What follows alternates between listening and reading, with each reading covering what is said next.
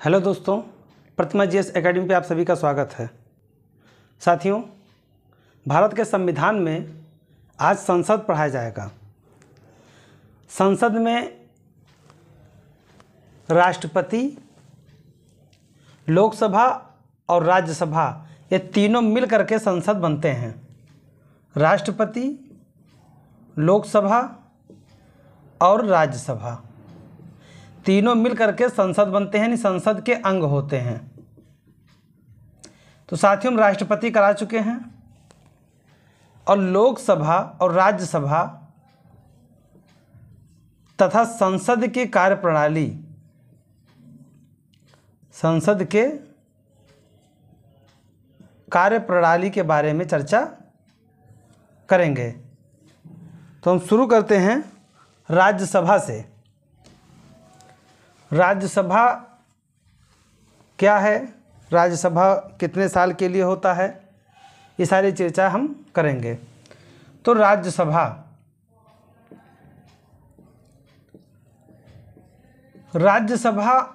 का जो नामकरण हुआ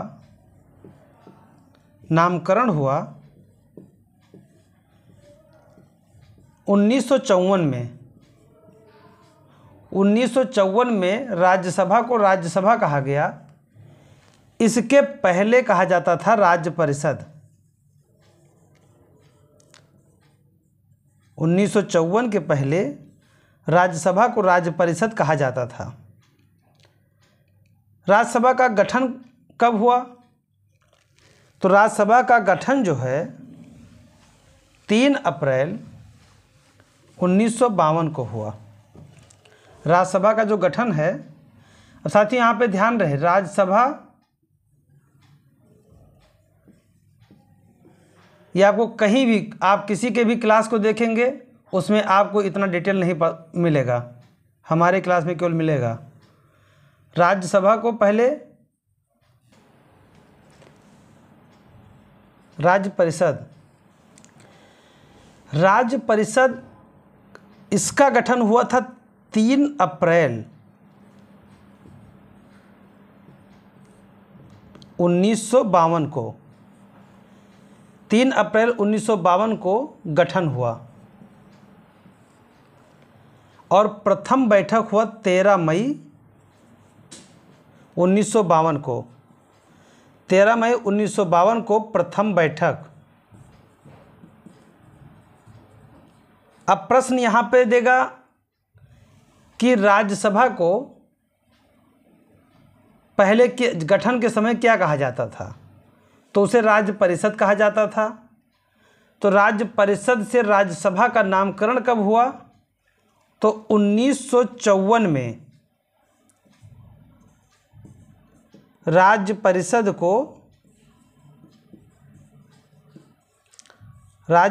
को राज्यसभा कहा गया। राज्यसभा कहा गया। तो यहाँ पे पहला प्रश्न है कि इसका गठन कब हुआ? 3 अप्रैल 1952 को। पहली बैठक कब हुई? 13 मई 1952 को। इसको राज्य परिषद से राज्यसभा कब कहा गया? 1954 में। तो ये 3 प्रश्न, 1, 2 और 3, ये 3 प्रश्न को आप लोग नोट कर लीजिए। अब राज्यसभा क्यों बनाया गया? जब लोकसभा था तो राज्यसभा का औचित्य क्या है? तो अमेरिका में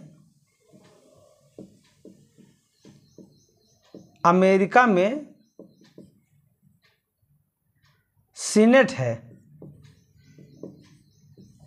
अमेरिका में सीनेट है, वो उसमें 100 सदस्य हैं और अमेरिका में 50 राज्य हैं। प्रत्येक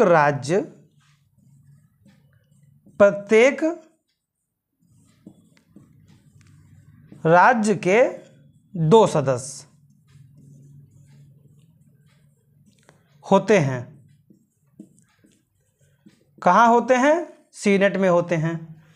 यानी कि राज्य का प्रतिनिधित्व, तो राज्य का प्रतिनिधित्व प्रतिनिधित्व बराबर का है, बराबर का है। अब यहाँ पे प्रतिनिधित्व बराबर का है, 2 सदस्य प्रत्येक राज्य से आते हैं और 100 सदस्य हो गए। तो क्या भारत में भी ऐसा है? भारत में ऐसा नहीं है। भारत में कैसा है? भारत में जनसंख्या के आधार पर सीटों का बंटवारा है। राज्यसभा का औचित्य इसलिए हुआ कि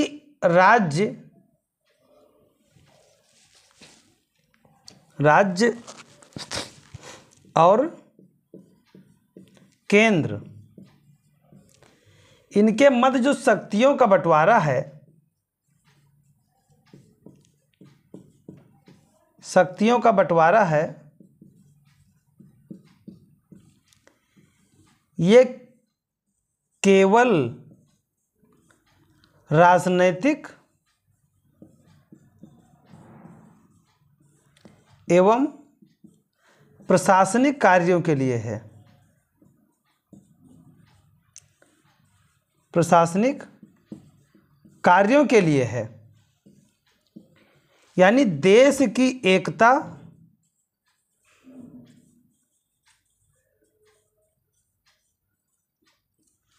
एवं अखंडता की जब बात आएगी तो राष्ट्र एकांकी हो जाएगा, यानी कि सर्वे सर्वा हो जाएगा। कौन हो जाएगा? केंद्र। यानी कि जो राज्यसभा है इसका प्रतिनिधित्व राज्य से होना चाहिए, और लोकसभा और राज्यसभा मिला करके पूरे देश का प्रतिनिधित्व करते हैं। तो यहाँ पे शक्तियों का विभाजन केवल राजनीतिक और प्रशासनिक आधार पर राज्यों को दिया गया है। बाकी जो एकता और अखंडता की बात आएगी तो सर्वे सर्वा केंद्र हो जाएगा। लेकिन केंद्र केवल इस आधार पे कार्य नहीं कर सकता कि वह सभी का प्रतिनिधित्व कर सके। तो कैसे? जिसकी बहुमत होगी उसकी सरकार बनेगी, और अगर राज्यसभा का प्रतिनिधित्व आधार रूप से नहीं दिया गया तो जिसकी बहुमत उसकी सरकार, तो जिसकी सरकार उसका शासन। फिर यह हो जाएंगे निरंकुश। अब ये निरंकुश न होने पाए, इसलिए लोकतांत्रिक प्रक्रिया के आधार पर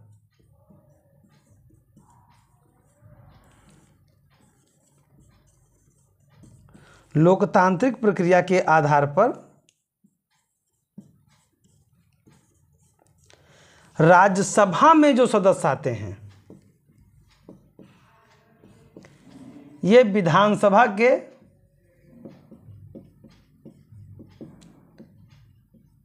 या एमएलए के द्वारा निर्वाचित होते हैं। अब यहाँ का प्रतिनिधित्व यहाँ पे है, इसलिए जिसकी बहुमत उसकी सरकार उसका शासन निरंकुश नहीं हो सकता। कोई भी अगर नियम विनियम बनाना है तो राज्यसभा का भी समर्थन आवश्यक होता है। अगर संविधान में संशोधन करना है तो राज्यसभा में भी 2/3 सदस्यों का समर्थन होना जरूरी होता है, और ये समर्थन होने का मतलब है कि विधानसभा समर्थन दे रहा है। इसलिए कहा जाता है कि राज्यसभा का होना बहुत आवश्यक था, यानी राष्ट्र की एकता और अखंडता के लिए 2 सदन का होना बहुत जरूरी था। राज्यसभा का कार्यकाल कितना होता है?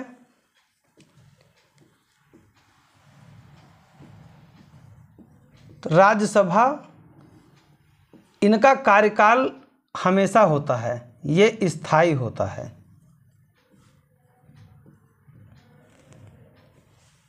इसका कभी विघटन नहीं होता। विघटन नहीं होता। इनके सदस्यों का कार्यकाल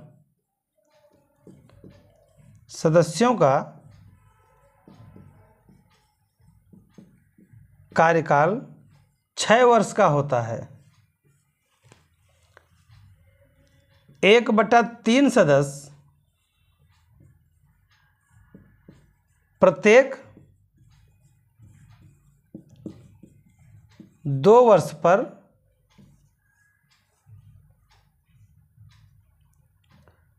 निकल जाते हैं। यह कह सकते हो कि इनका कार्यकाल समाप्त हो जाता है।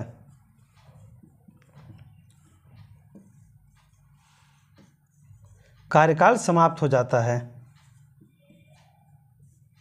राज्यसभा में जाने के लिए आयु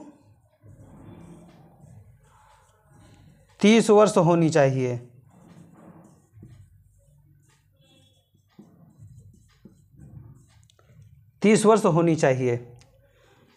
अब यहाँ पे ये स्थायी सदन है।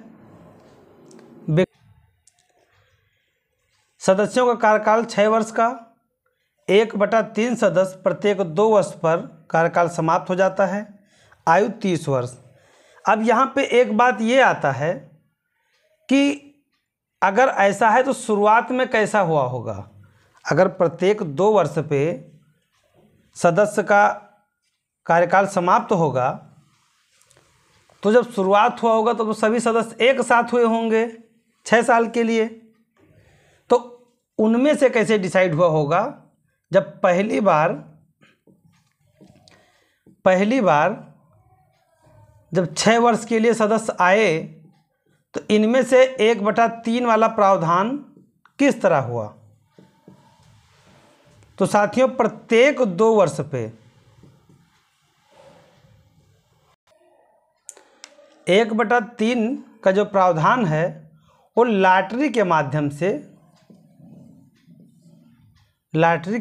से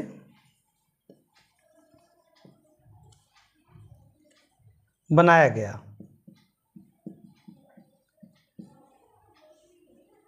प्रथम 2 वर्ष पर 1/3 सदस्य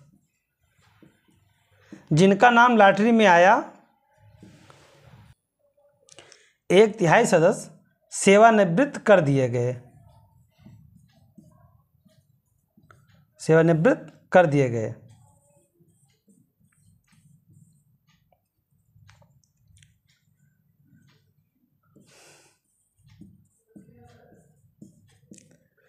अब जब लॉटरी के माध्यम से एक बार प्रथम 2 वर्ष पे और दूसरी बार चौथे वर्ष,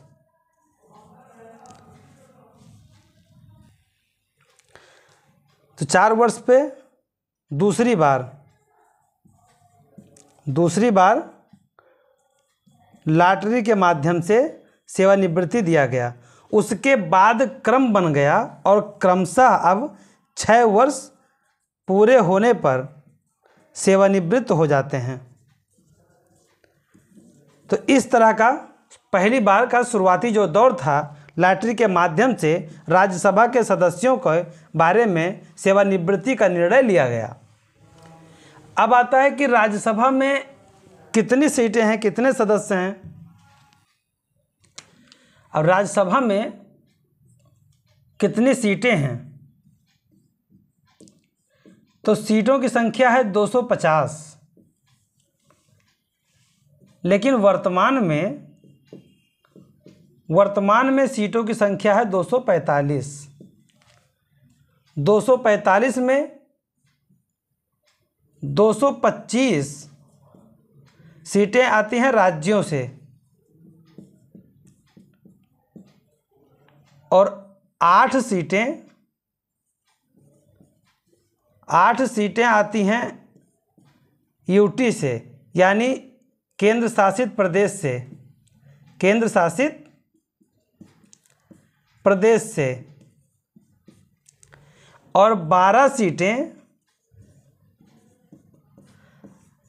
राष्ट्रपति द्वारा मनोनीत की जाती हैं।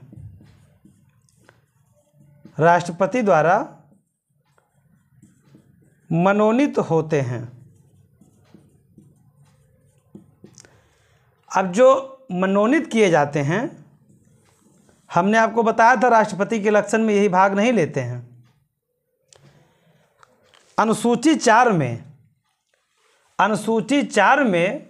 राज्यसभा के सदस्यों के निर्वाचन के बारे में बताया गया है। अनुसूची 4 में राज्यसभा के सदस्यों के निर्वाचन के बारे में बताया गया है। राज्यसभा के सदस्यों का निर्वाचन अप्रत्यक्ष रूप से होता है। अप्रत्यक्ष रूप से वो सीधे जनता के द्वारा नहीं चुने जाते। सीधे जनता के द्वारा नहीं चुने जाते। नहीं चुने जाते। इनका चुनाव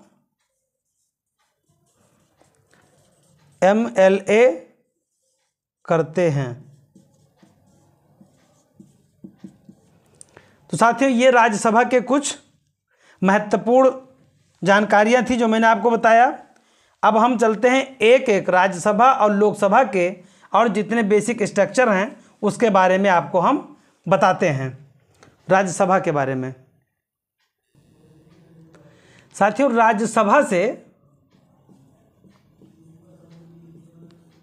राज्यसभा के सदस्य जो प्रधानमंत्री बने हैं अभी तक, वो 4 लोग हैं।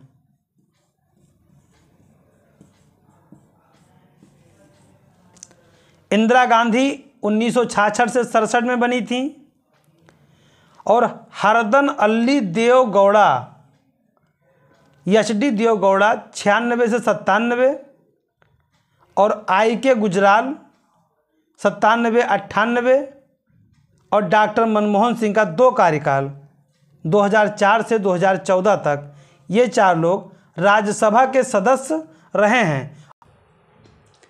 अब राज्यसभा में जो प्रतिनिधित्व है वह प्रतिनिधित्व जनसंख्या को ध्यान में रख करके किया गया है। जनसंख्या के आधार पर, जनसंख्या के आधार पर किया गया है और इसीलिए समान वितरण नहीं है। समान वितरण पद का नहीं है। जैसे उत्तर प्रदेश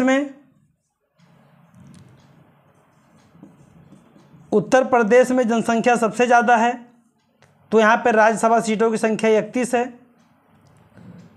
और त्रिपुरा में, सिक्किम में 1-1 है, क्योंकि यहाँ पे जनसंख्या कम है, तो यहाँ पे समान वितरण नहीं है। बाकी जो संघ राज्य क्षेत्र हैं, संघ राज्य क्षेत्र में केवल 3 यूटी में, यूनियन टेरिटरी में केवल 3 जगह यानी दिल्ली, पांडिचेरी और जम्मू कश्मीर, यहाँ पे राज्यसभा में प्रतिनिधित्व दिया गया है। दिल्ली में 3 सीटें हैं, पांडिचेरी में 1 सीटें हैं और जम्मू कश्मीर में 4 सीटें हैं। नामित जो सदस्य होते हैं वो 12 सदस्य हैं। जो 12 सदस्यों को नामित किया जाता है राष्ट्रपति के द्वारा, वो नामित करते हैं। उनको कला आनी चाहिए, उन्हें साहित्य का ज्ञान होना चाहिए, उन्हें विज्ञान का ज्ञान होना चाहिए, वो एक समाजसेवी होने चाहिए। अच्छा, हमारे संविधानविदों ने राज्यसभा में 12 सदस्यों को मनोनीत करने का प्रावधान किया क्यों? कई बार ऐसा होता है कि योग्य व्यक्ति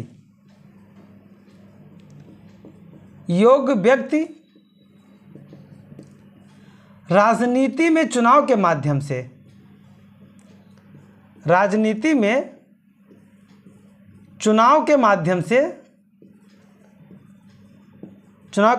से नहीं आ पाता, इसलिए योग्य व्यक्तियों का भी प्रतिनिधित्व हो, योग्य व्यक्तियों का जो अनुभव है उसे प्राप्त किया जा सके, इसलिए इनको नामित किया जाता है। तो राज्यसभा में 3 तरह के सदस्य आते हैं, राज्यों से, संघ से और नामित के द्वारा। साथियों, लोकसभा देखिए,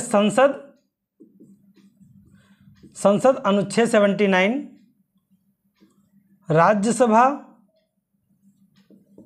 अनुच्छेद 80 और लोकसभा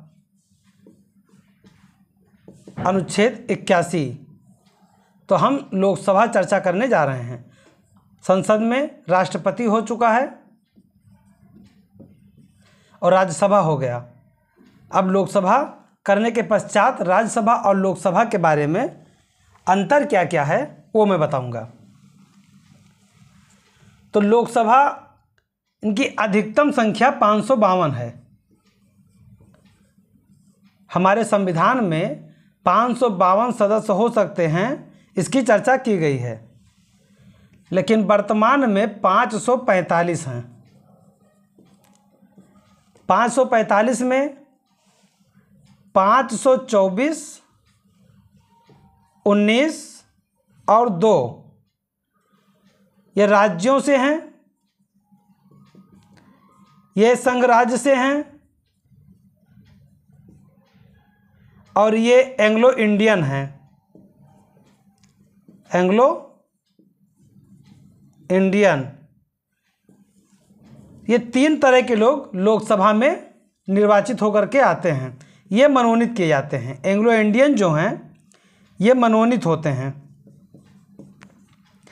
इनको समाप्त करने की बात की जा रही है, लेकिन अभी हाल में ही जो SC और ST तथा एंग्लो इंडियन, इन तीनों लोगों के लिए जो रिजर्वेशन की बात है लोकसभा में, वो 104वां संविधान संशोधन, 104वां संविधान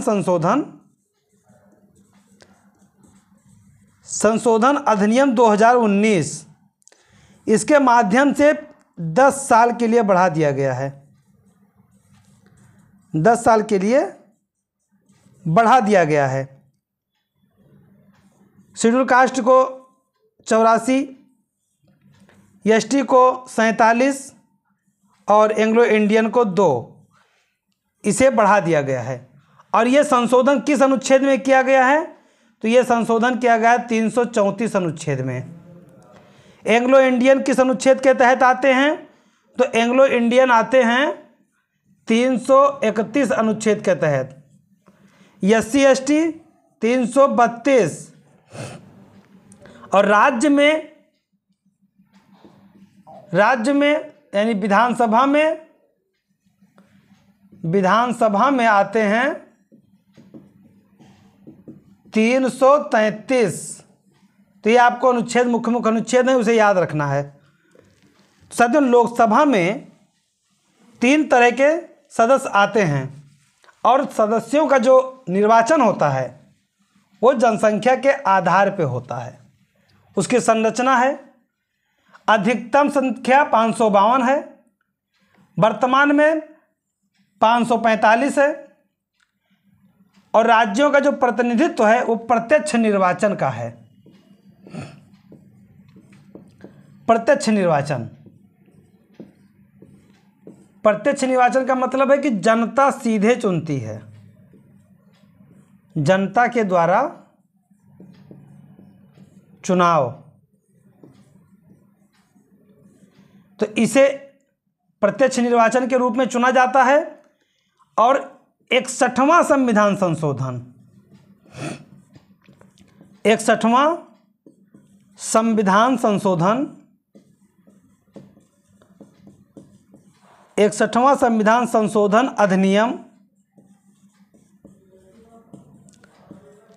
अधिनियम 1989 के तहत 21 वर्ष से घटाकर मत देने की आयु 18 वर्ष कर दी गई है। 18 वर्ष कर दी गई है। यानी कि जब हमारा भारत देश आज़ाद हुआ और चुनाव प्रक्रिया 1952 में प्रारंभ हुई, तब मत देने की उम्र 21 वर्ष रखी गई थी। आगे चल कर के 1988 में महसूस किया गया कि 21 साल कुछ ज़्यादा उम्र है, क्योंकि 18 साल का बच्चा भी यह सोच सकता है, 18 साल का युवा भी सोच सकता है कि उसके देश का कौन प्रधानमंत्री हो, कौन राष्ट्रपति हो, कौन प्रधान हो, यानी कि निर्वाचन में उसकी भागीदारी होनी चाहिए। ऐसा कब महसूस किया गया? 1988 में।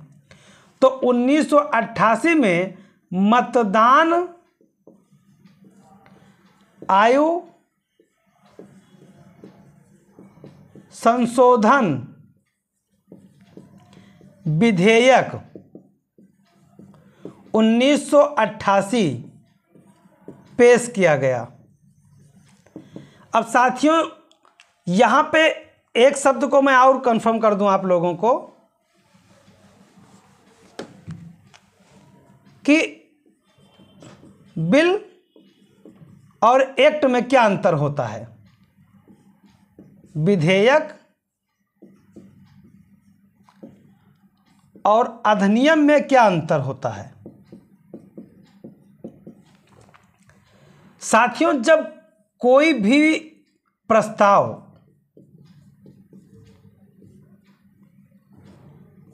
किसी संशोधन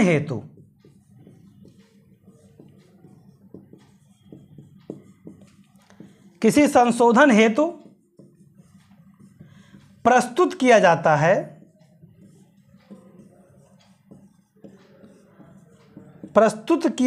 है,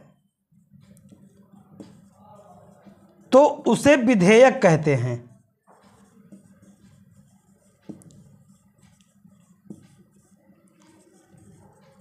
विधेयक कहते हैं, यानी प्रस्तुत करना, प्रस्तुत किया जाता है तो उसे विधेयक कहते हैं। और जब उस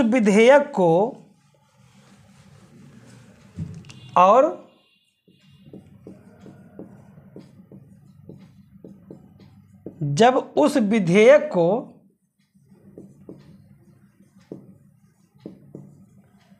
राज्यसभा, लोकसभा दोनों के द्वारा पारित हो जाए और राष्ट्रपति की अनुमति मिल जाए, राष्ट्रपति की अनुमति मिल जाए, यानी राष्ट्रपति के भी हस्ताक्षर हो जाएं अनुमति, तो वह विधेयक अधिनियम बन जाता है। बस इतना अंतर है। विधेयक पेश होने तक विधेयक होता है, लोकसभा, राज्यसभा, राष्ट्रपति तीनों मिल करके उसको पारित कर देंगे, बस वह अधिनियम बन जाएगा या कानून बन जाएगा, वह कानून बन जाएगा। तो साथियों, जब कभी विधेयक कहीं लिखा हो तो आप समझिएगा कि वह पारित नहीं हुआ है, वह अभी कानून नहीं बना है। और जहाँ एक्ट लिखा हो तो आप समझ जाइएगा कि वह कानून बन चुका है, वह पारित हो चुका है। तो ये 61वां संविधान संशोधन अधिनियम 1989 के तहत जो मत देने की उम्र है उसे 21 साल से घटाकर 21 वर्ष से घटाकर 18 वर्ष कर दिया गया। अब 18 वर्ष का व्यक्ति अपना प्रतिनिधि चुन सकता है, प्रतिनिधि चुन सकता है।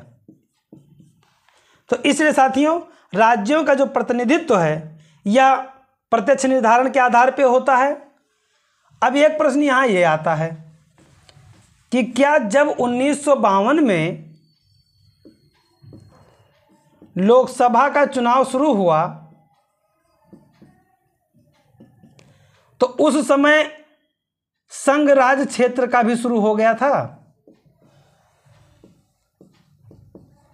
यानी यूनियन टेरिटरी का भी शुरू हो गया था। तो साथियों, इसके लिए एक अलग प्रावधान बनाया गया, उसके साथ नहीं शुरू हुआ था। संसद ने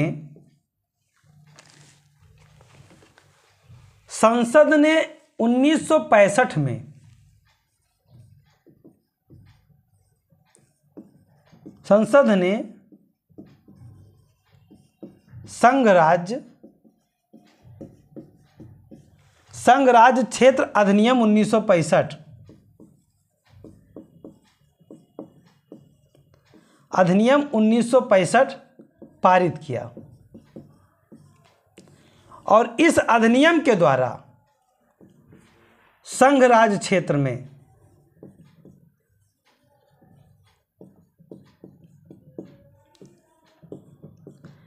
प्रत्यक्ष चुनाव प्रारंभ हुआ। यानी यूटी में संघ राज्य क्षेत्र में संघ राज्य क्षेत्र अधिनियम 1965 के द्वारा प्रत्यक्ष निर्वाचन प्रारंभ हुआ और इसके तहत ही सदस्य चुने जाने लगे। अब आता है कि जो रिजर्वेशन है लोकसभा में एससी, एसटी और एंग्लो इंडियन,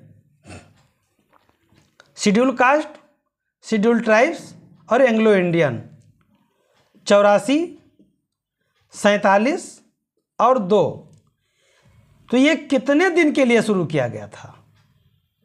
तो हमारे संविधानविदों ने कहा था कि 10 वर्ष के लिए सीटों का आरक्षण होगा, उसके बाद में संशोधन करते हुए 10 + 10 + 10 करते हुए बढ़ता रहा। लेकिन हाल ही में चर्चा था कि एंग्लो इंडियन को अब समाप्त कर देना चाहिए, मतलब इनकी सदस्यता को जो नामित करते हैं इनको समाप्त कर देना चाहिए। नामित करने को इनको नहीं, ये तो रहेंगे ही, देश के नागरिक हैं। इनकी सदस्यता जो नामित किया जाता है, नामित करने की प्रक्रिया समाप्त कर देनी चाहिए। लेकिन फिर 104वां संविधान संशोधन किया गया 2019 में और 10 साल के लिए बढ़ा दिया गया। अब कहा गया कि 10 साल यानी 2030 तक इनको रिजर्वेशन और मिलेगा। अब लोकसभा में जाने के लिए आयु क्या होनी चाहिए?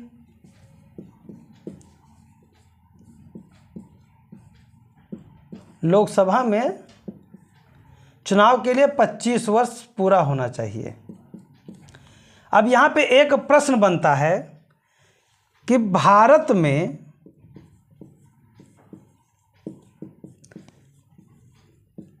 प्रधानमंत्री बनने के लिए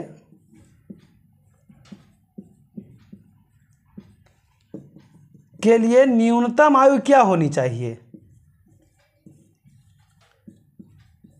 न्यूनतम आयु तो साथियों 25 वर्ष, क्योंकि 25 वर्ष में वो लोकसभा का सदस्य बन सकता है। और यहीं पे अगर वो लोकसभा का सदस्य ना हो और प्रश्न ऐसा आ जाए कि राज्यसभा का सदस्य न्यूनतम कितने वर्ष का हो जो पीएम बन सकता है। तब यहां पे 30 वर्ष होगा, क्योंकि राज्यसभा में सदस्य बनने की आयु 30 वर्ष है और लोकसभा से बनने की आयु 25 वर्ष है।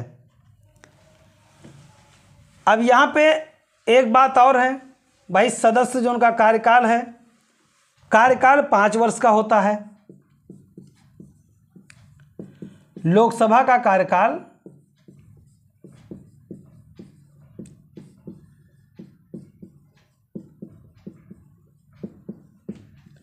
5 वर्ष का होता है, लेकिन उसके पहले प्रधानमंत्री चाहे तो विघटित भी हो सकता है, विघटित भी हो सकता है।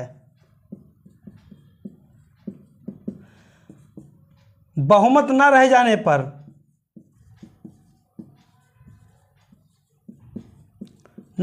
पर भी समाप्त हो सकता है। यानी लोकसभा का जो कार्यकाल है वो 5 साल का होगा।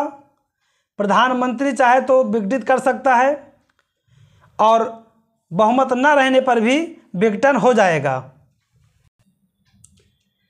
अब जो चुनाव का प्रक्रिया है हमारे यहाँ, चुनाव प्रक्रिया ये है कि पहले आओ पहले पाओ, पहले आओ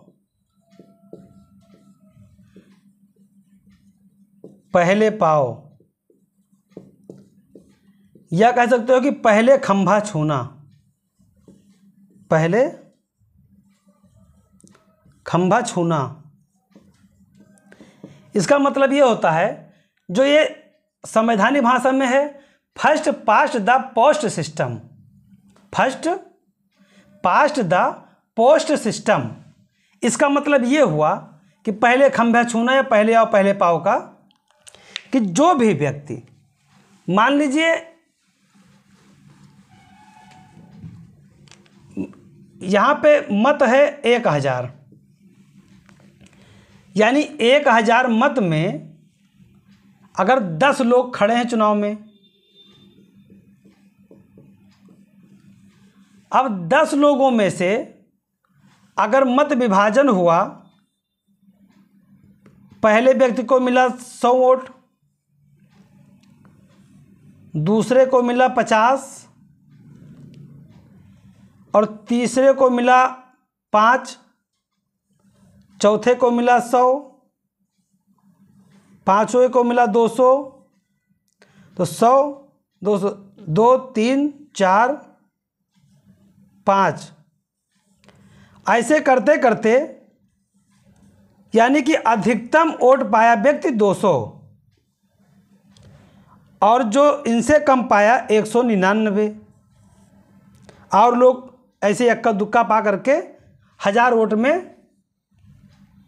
800 वोट पड़ा। मान लीजिए 1000 वोट है, उसमें से 800 मत प्राप्त हुए और 800 मत में 10 लोगों में विभाजित हुआ, यानी जो 200 वोट पाया व्यक्ति वो चुनाव में सबसे आगे हुआ और चुनाव जीत गया। यानी जो चुनाव जीता है व्यक्ति, वह टोटल का कितना प्रतिशत पाया है, तो टोटल का 20%, यानी 20% मत पा करके वह व्यक्ति क्या हो गया, एमपी यानी मेंबर ऑफ पार्लियामेंट, या MLA member of legislative assembly. तो कहा जाता है कि इसकी आलोचना भी किया गया। इसका आलोचना इस रूप में किया गया कि जो व्यक्ति first past the post system के तहत चुनाव जीत करके आते हैं, वो जनता के सभी समूहों का प्रतिनिधित्व नहीं करते, प्रतिनिधित्व नहीं करते। अब इसके साथ साथ में एक शब्द लग गया नोटा। इसका मतलब होता है इनमें से कोई नहीं, लेकिन इसका भी कोई मतलब नहीं है। अगर ये सबसे ज़्यादा मान लीजिए 200 हो पाए एक्स व्यक्ति और 201 अगर नोटा गिरा तो नोटा का कोई मान्य नहीं है कि निरस्त कर दिया जाए। तब भी चुनाव कौन जीता? यही जीते जिन्होंने 200 मत प्राप्त किया।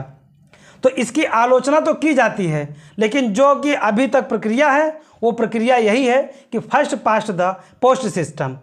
अब राज्यसभा में और लोकसभा में चुनाव प्रक्रिया में अंतर कैसे है? तो अंतर ये है कि राज्यसभा में आनुपातिक प्रतिनिधित्व की बात की गई।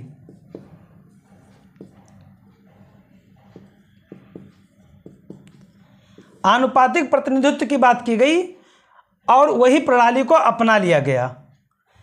लेकिन जब लोकसभा की बात आई कि इसके लिए भी आनुपातिक अपनाया जाए तो हमारे संविधानविदों ने उसका खंडन किया और कहा नहीं, जनता के द्वारा प्रत्यक्ष रूप से निर्वाचन लोकसभा का किया जाएगा।